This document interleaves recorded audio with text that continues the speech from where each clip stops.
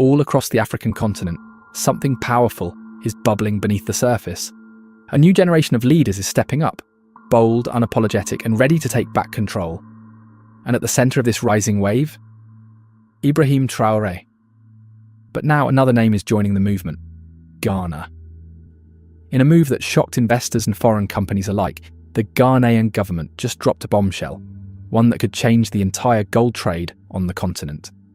They've given every foreign gold trader a clear message: get out. No press tours, no slow phase out, no sweet talk. Just a hard line in the sand. April 30th, 2025. That's it. That's the deadline. After that, no foreign hand gets to touch Ghana's small-scale gold market again. And the timing couldn't be more symbolic. It feels like the same energy we've seen from Traoré in Burkina Faso, a fearless refusal to play by the rules written outside of Africa. It's got people asking, is this the Traoré effect at work? A ripple turning into a wave? But here's the twist. Ghana isn't a country known for confrontation. So what would push such a calm and stable nation to make a move that could risk billions in global investment? What treasure have they found that made them slam the door in the face of powerful buyers? It all started with whispers, quiet mentions in government memos, a few lines buried in reports that global newsrooms didn't even bother to cover. Then came the moment no one expected. The president stepped up to the podium. He didn't stutter. He didn't soften the blow. He stared into the cameras and said it straight. Ghana is done handing over its gold. No more middlemen. No more back alley deals. No more loopholes that allow outsiders to scoop up precious resources and leave scraps behind. From April 30th, 2025 onward, only Ghanaian hands will trade Ghanaian gold. Not in the shadows, not through backdoor channels, not under anyone else's watch. And when he said it, something strange happened. Silence. The kind of silence that follows a truth so sharp, no one dares respond right away. But what followed that announcement wasn't just silence. It was panic behind closed doors. Phones buzzed in Brussels. Messages flew across screens in Beijing. In trading rooms from London to Shanghai, jaws dropped. This wasn't just a new policy, this was a full-blown rebellion. For decades, Ghana's small-scale gold industry had been a free-for-all, a massive, muddy outdoor market where just about anyone with money, trucks and a smile could walk in and walk out with pockets full of gold. No fences, no rules, no accountability. Foreign buyers didn't wait to be invited, they just showed up, with shiny SUVs, briefcases full of cash, and contracts that nobody local could read. Over time, they became the lifeline for miners barely scraping by. They offered deals that looked like help on the surface, but behind the scenes they built a shadow empire, and they did it without Ghana's permission. They operated in a grey zone, protected by loopholes, shielded by silence and fueled by desperation. It was exploitation, hidden behind diplomacy and business suits. But now, the door is closing, and this time there's no countdown, no smooth transition, no drawn-out exit plan wrapped in official reports. Just one clear message: we're done. If you're a foreign trader and still want Ghana's gold, there's only one way in: through Goldbod, a brand new state agency created to regulate every single transaction. No licenses, no deal, no paperwork, no purchase, and definitely no backroom arrangements. The message is loud and clear. If you want the gold, you play by Ghana's rules. The signs were there for a while, if you were paying attention. But most people weren't. Out in the rural mining towns, things had gotten out of hand. Foreign companies weren't just buying gold, they were running entire operations. In some areas you'd find men giving orders in Arabic or Mandarin, while locals carried the weight, both literally and economically. They came with their own machines, their own teams, even their own guards, and the country's wealth? It flowed out quietly, while taxes and benefits barely trickled back in. To the people of Ghana, it felt like being robbed in plain sight. To President Mahama, it felt personal. People close to the president say this decision didn't come from one big scandal. It came from years of small insults that stacked up until something snapped. Foreign gold traders, many of them unregistered, had been slipping bribes under the table to get into restricted mining zones. Gold was disappearing from airport records without a trace. Planes were taking off heavy and landing even heavier, but nobody could explain where the gold had gone. Meanwhile, in the very villages where all that wealth came from, schools had no books. Kids were learning in classrooms without roofs. Toilets? Don't ask. Running water? A luxury. The gold was flowing, but the future wasn't. And yet, every time the government tried to take a stand, they were told to back down. Don't scare the investors. Don't spook the market. Don't mess up the economy. But after a while, all that investor talk started to sound like a fancy way of saying, stay weak, stay quiet, stay easy to use. So when the government drew the line and announced the deadline, it wasn't just bureaucracy, it was a warning. This land is not your minefield. This country is not your gold ATM. You don't just walk in, dig, and disappear. Word spread fast. In Ghana's mining towns, rumours moved quicker than the trucks hauling ore. Foreign buyers, even some who had been there for over a decade, started packing up. They sold off equipment, pulled out of local deals, and scrambled to protect whatever profits they could. Some tried to fix things last minute. They offered to build schools, to create training centres, to partner with local firms, to donate to village projects. But the government wasn't interested in apologies dressed up as investments. They didn't want band-aids. They wanted a reset. This wasn't just about cleaning house. It was about rebuilding the house, from the ground up, with locks on the doors and rules on the walls. Ghana wasn't just making noise. It was flipping the switch on an entire system that had quietly worked against it for years. For far too long, foreign buyers ran the show. They set the prices. They dodged export rules. They sent the profits offshore while Ghana, the very place where the gold was dug from the dirt, was left holding the crumbs. The gold came from Ghana, but the wealth went everywhere else. Now here's where it gets bold. Ghana didn't shut down the gold trade. It rewired it. Instead of saying no more trading, the country said, you'll trade, but on our terms. From now on, if you're a foreign buyer, you don't just stroll in and strike private deals. You go through Gold Bod, a new state-run body that acts like a referee, and a guard dog rolled into one. Everything goes through them. Every price, every tax, every gram of gold. No more backdoor deals, no more gentlemen's agreements. Just rules, real ones. To outsiders, it might look like Ghana is tightening the screws. But to the people on the ground, especially small-scale miners who've been ripped off for decades, it feels like something totally new. A government that actually has their back. Of course, a move like this doesn't come without pushback. Some embassies have already started asking questions. Quiet warnings are floating around, hinting that foreign investors might lose confidence. But here's the thing. Ghana's not blinking. This isn't about appearances anymore. It's about rewriting a system that was broken from the start. A system that let billions of dollars vanish, while communities living on gold-rich soil stayed poor. And when a government draws a line in the sand like April 30th, it means something's been broken for a very long time. Because this wasn't a simple error. This wasn't a slump in the market or a bad month in trade. This was a bleeding wound. Every year, gold worth billions would slip through the cracks. Never taxed, never declared, never counted. It didn't just go missing. It was taken. Quietly, systematically. By the time someone finally asked, "Where's all the gold going?" the answer was already out of reach. Estimates said Ghana was losing over $2.3 billion a year. Not a typo. Not a rounding error. That's not invisible loss. That's daylight robbery hiding behind paperwork. And the clues were there all along. If you knew where to look, the signs were everywhere. Massive shipments slipping out of forgotten airports, quietly and without questions. Ghana's gold mines were working overtime, producing more than ever. But on the ground, miners weren't celebrating. They were frustrated. The money they were getting didn't come close to what gold was worth on the world market. Something wasn't adding up. Receipts at the local level didn't match the figures on export documents. And worst of all, the nation's treasury, the place where gold money should end up, was practically empty. To understand how all that wealth just vanished, you have to understand the secret life of Ghana's gold trade. It doesn't start in the shiny offices of big mining companies. It starts out in the bush, in the small, rough mines scattered across the countryside. Some are legal, some are not. But almost all of them have one thing in common. Miners desperate to sell. Picture a few men, a couple of shovels, maybe a machine or two, and a hole in the ground. That's where it begins. Then come the buyers. They don't wear suits or carry contracts. They show up in pickups, not at the Ministry of Lands and Natural Resources, but in villages where no one's watching. They carry wads of foreign cash, speak the local dialects, and offer just enough money to keep miners saying yes, even though it's far below the actual price of gold. It's quick, it's quiet, It's a trap. Miners barely make enough to put food on the table. They hand over the gold, and the country gets nothing. Once it leaves the miners' hands, the gold goes underground, literally and figuratively. It's smuggled across borders, hidden in tyres, fuel tanks, or even stitched into luggage.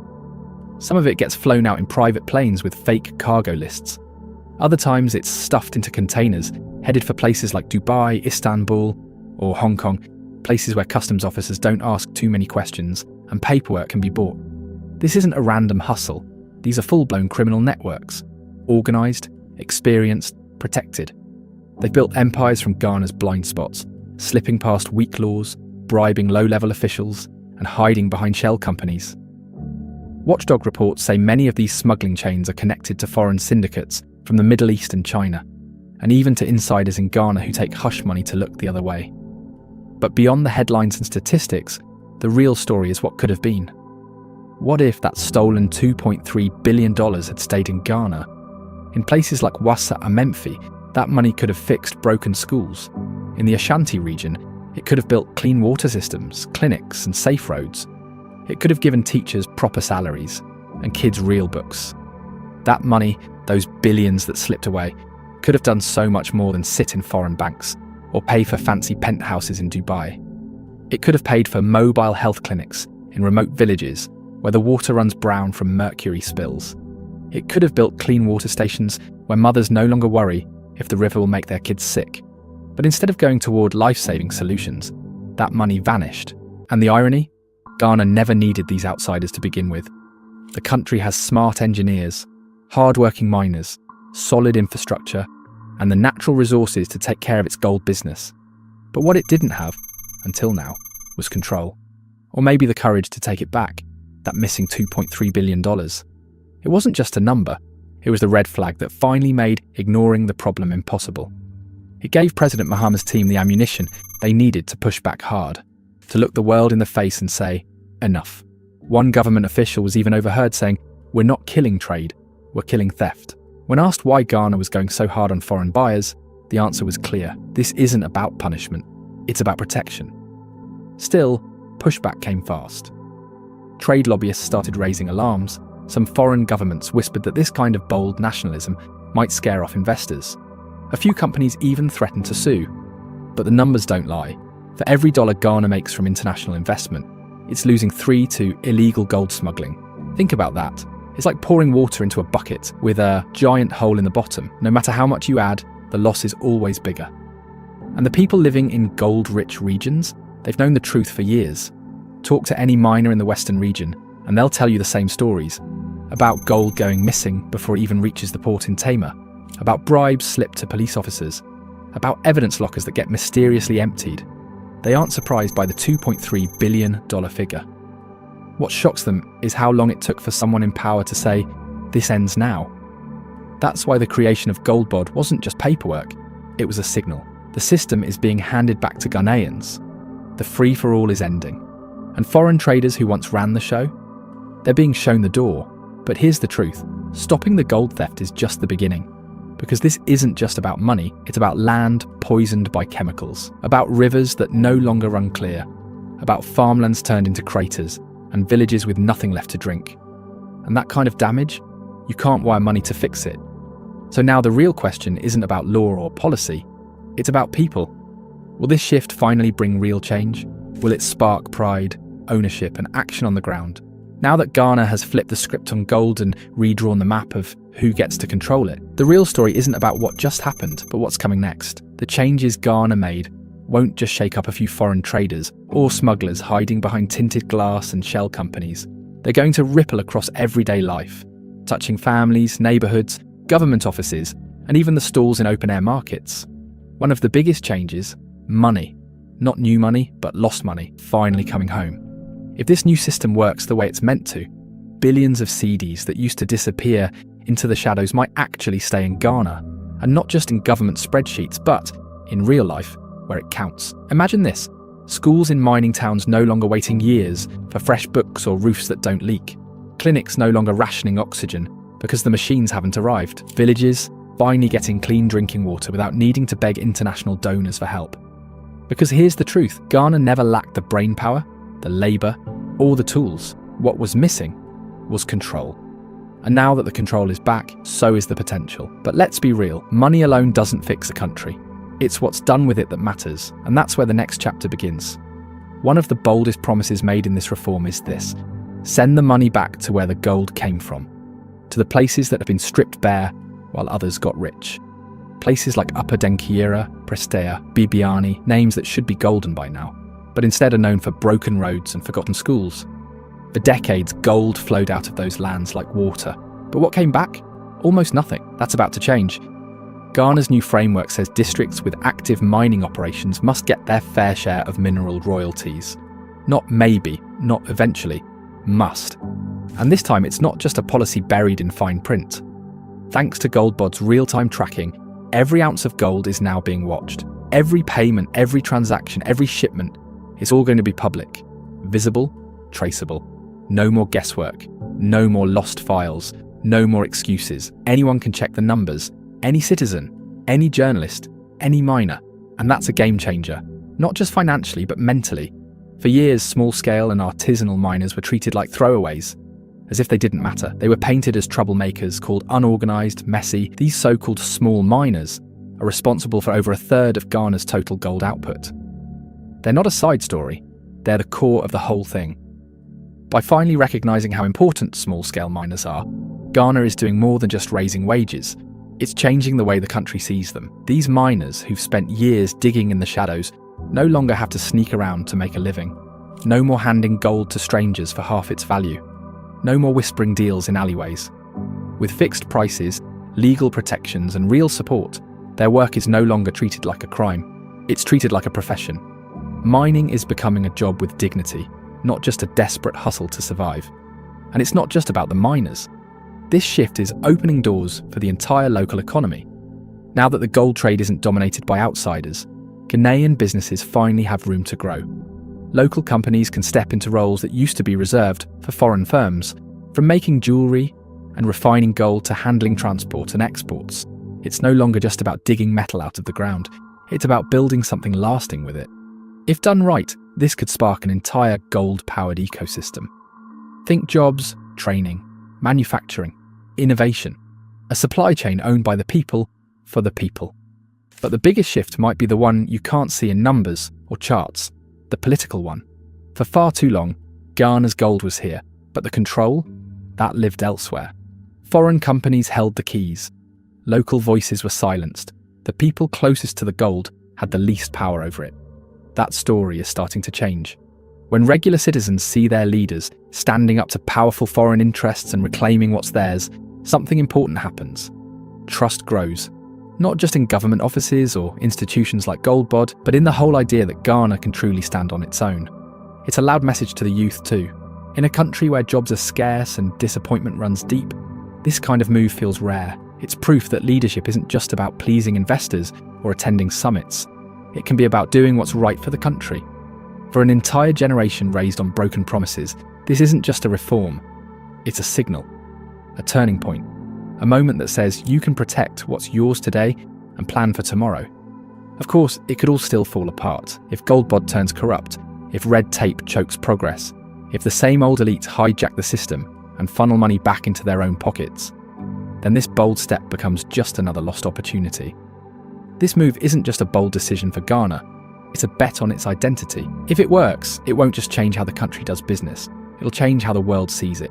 If the gold money finally reaches the people, if the miners rise from survival to success, if the villages that dig the wealth actually begin to look like wealth, lives there, then Ghana won't just be a headline. But here's the twist. Ghana may have lit the match, but the fire is already spreading. Across West Africa, a quiet shift is underway. Not with guns, not with dramatic speeches, but with paperwork, with policy, with decisions so gutsy, they almost feel like rebellion. And it all comes down to one truth. Africans are tired of asking permission to control what's already theirs. Ghana took a stand with gold. But elsewhere, the same thing is happening. With oil, uranium, cotton, even rail lines. The continent isn't waiting anymore. Take Burkina Faso. Once called forgotten, ignored and poor, it's rewriting its entire economy under Captain Ibrahim Traoré. Where gold used to be flown out and hidden away, in Dubai accounts or French banks. Now it's staying in the country. It's being processed, taxed, and tracked. Traoré didn't just kick out foreign soldiers, he kicked out the middlemen. He built a central gold buyer. He set up a national refinery. He said no to the IMF's long list of rules and instead wrote his own playbook. That's not rebellion. That's ownership. Mali made headlines when it told certain NGOs to leave, accusing them of meddling in domestic affairs. It pulled out of military deals with Western nations. But beneath the headlines, a bigger mission: economic freedom. Now Mali is negotiating fresh gold agreements with China and Russia, not just because of politics, but because those deals come without colonial flashbacks and quiet threats. Then there's Niger. For years, its uranium lit up cities across Europe, while its own people sat in the dark. Now, with new leadership and a fresh perspective, Niger is finally asking, why are we poor when our ground is so rich? Who's really benefiting from all this glowing wealth? One thing's clear: it's not Nigeria. What's happening isn't coincidence. It's a wave, a pattern, a quiet but undeniable course correction, and Ghana's move fits right into that momentum. Because Mahama's decision wasn't just about patching up a broken system, it was a message, a test, a challenge. And now other leaders are watching to see how it plays out. If Ghana can push out foreign gold traders, protect its economy, that sends a loud warning to those who've built empires by keeping African countries dependent. For years, the pattern was simple: dig something up in Africa, ship it out to the West, and then wait for a little something back. But what came back wasn't wealth. It was debt. It was promises that led nowhere. Weak institutions, roads and hospitals that never got finished. Broken systems dressed up as development. But that old playbook, it's being tossed out. In its place, something new is being written. By Africans for Africans. A strategy where African countries decide how the trade works. Where the raw materials don't just leave the continent, they stay, get processed, and create value right where they were found. Where a country like Ghana doesn't just dig gold, it refines it, controls it, sells it on its own terms. The gold reform happening in Ghana isn't just about business, it's about building something new from the ground up. It's about taking control not just at the mine, but at the port, at the refinery, in the marketplace. Now here's the big question. Do you think this is Africa's moment? Do you think this is the start of something permanent? And what if more countries joined in? What if Africa moved as one? What if oil, diamonds, cocoa, uranium and cotton were all handled the same way? How do you think the rest of the world would respond? We want to hear from you. Jump into the comments and share your thoughts. Our channel is here to dig deeper into the history, culture, and the ongoing fight for real independence across the continent. If you're ready to be part of that journey, hit subscribe. Because staying informed is just the first step. Joining the conversation is where change begins. Turn on those notifications so you never miss a drop of truth. Let's rewrite the narrative together.